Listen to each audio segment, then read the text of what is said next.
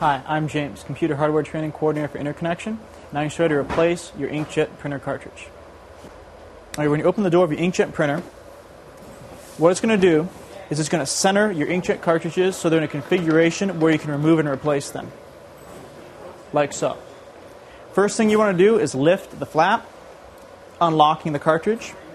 Rotate the old cartridge out very gently, and then this can be recycled, replace, or you can even send these and refill them. So, you take your new cartridge, you insert it as so, rotate it forward, push the latch back down.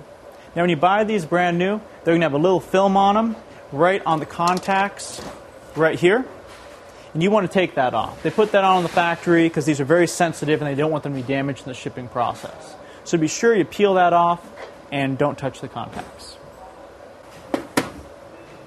My name's James, Computer Hardware Training Coordinator for InterConnection.